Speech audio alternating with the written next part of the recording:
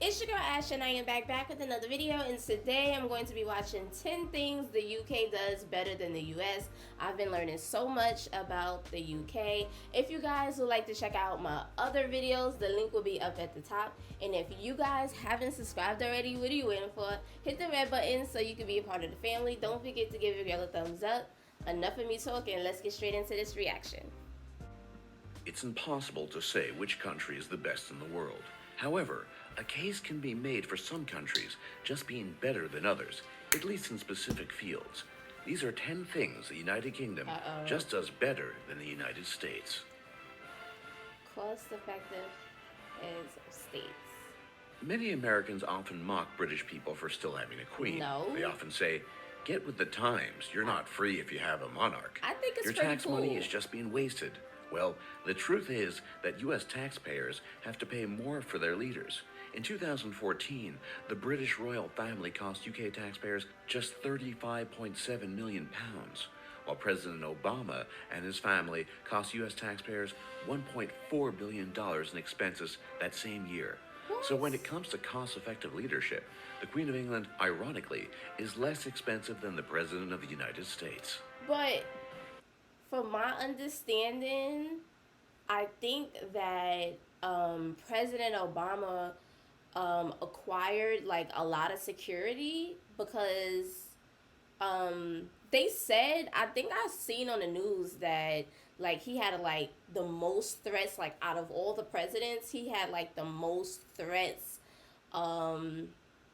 against him and his family. So maybe that was because of security. Maybe. I don't know. That's a lot of money. I wonder how much the other presidents cost us. Billions? Bruh.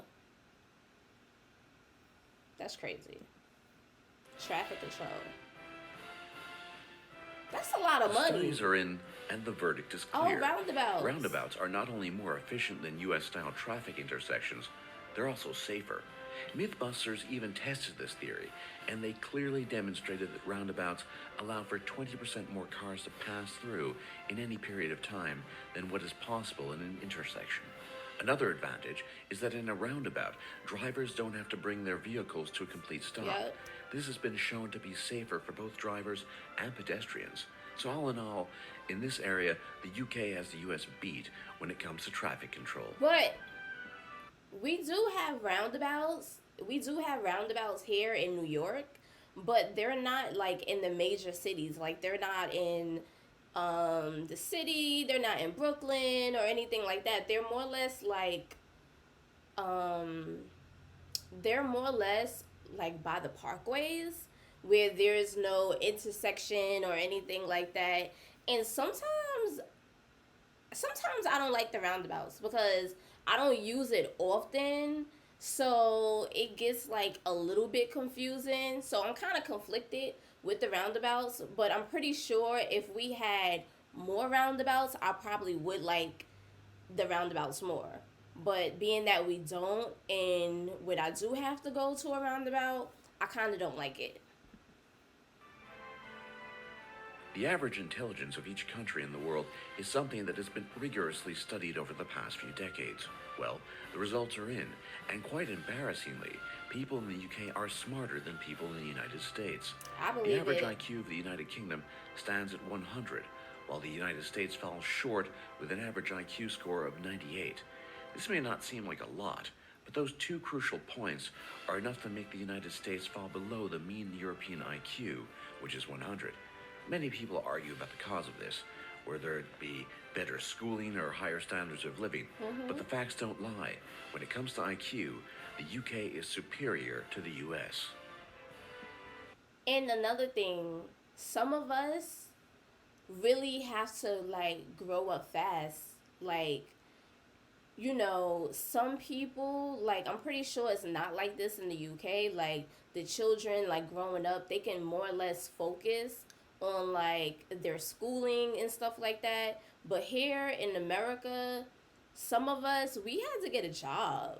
Like, we had to start working. Like, school was important, but that wasn't really some of our main focus. Like, you do what you need to do to pass, to graduate, or whatever, but you're really hustling. Like, you're really hustling, like, making that money. Like, that's really the main focus. You really need money to survive. Surviving is, for some, more important than education. It's sad that it's like that here, but that is like the truth. Like for myself, I had my own apartment at 17, working or whatever. So that was like more or less my priority, is working, making money, surviving, making sure I have food and stuff like that or whatever, cuz it's expensive to live here and we really don't have the same opportunities that some may have in other countries. It's sad, and a lot of people really don't understand like some of the things that we go through. They think that we live in America and it's like this great place, and you know it's not. It's really not. I really don't know. It's like kind of like this misconception of, I don't know. People have this misconception of how America is, and realistically, it's not all peaches and cream.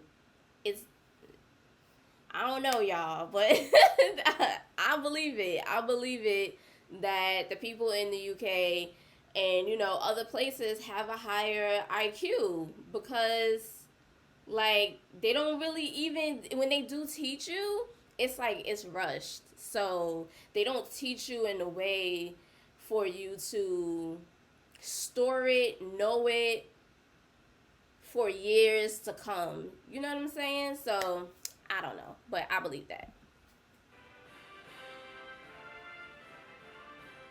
Now that you know the differences in average IQ between the US and the United Kingdom, it probably doesn't come as a surprise when you learn that the UK actually contributes more to science than the United States, at least on a per capita basis, which is the metric that divides the number of scientific papers published by a country's scientists and divides that number by the country's population.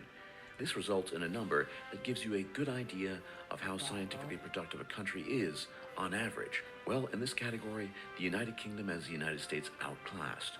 The UK publishes Wow. 1.424 scientific papers for every 1,000 citizens, while the United States only produces 0.988 scientific papers per every 1,000 What? citizens. This gap in contributions in the world scientific community is a point of pride for people living in the United Kingdom, and this is certainly an area where the United States should try to catch up. Wind power. Oh, I'm pretty The sure we United suck Kingdom at this. possesses the most productive offshore wind farm in the entire world. This world-class installation is the Greater Gabbard Wind Farm, which produces over 1.75 terawatt hours of clean and renewable energy every year. The United States, and indeed the rest of the world, has nothing that can compete with this installation. In fact, the United States doesn't even have a position in the top 25 most productive offshore wind farms, while the United Kingdom holds the top first, second, and third spots, Damn. with Denmark being its closest competitor. That's The UK's crazy. superiority doesn't just end there, however. The United Kingdom is the largest exporter of offshore generated wind power, which means that not only is the UK producing the most offshore wind energy, it's also creating enough to supply other countries. Wow. Writing books. I already know. Just as with wind power and scientific papers, the United Kingdom is better when it comes to producing authors and great works of literature.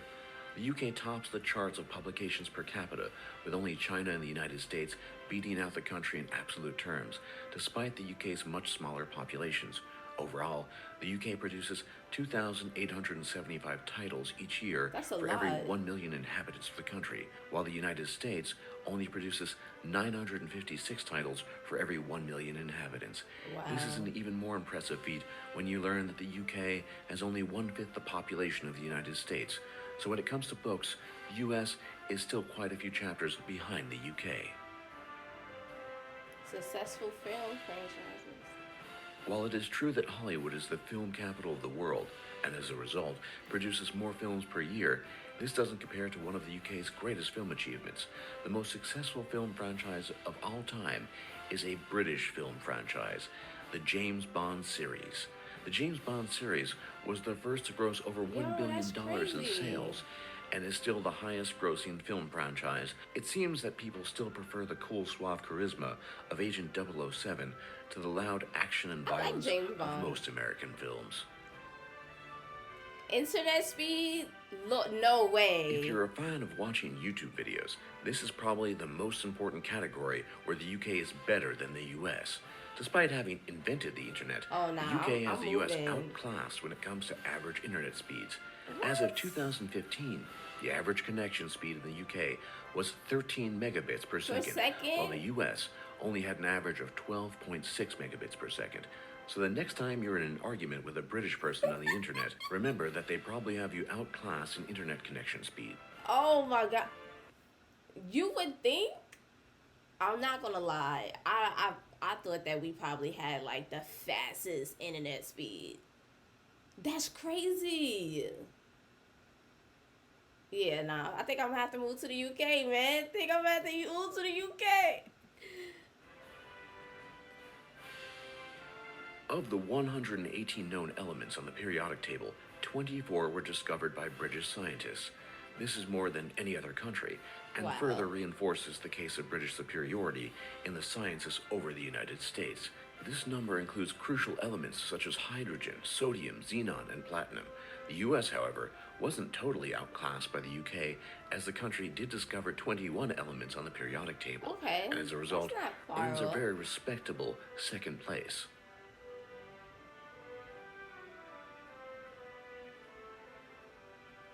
This is probably the greatest sign of the UK's importance and massive impact on the shape and history of the globe.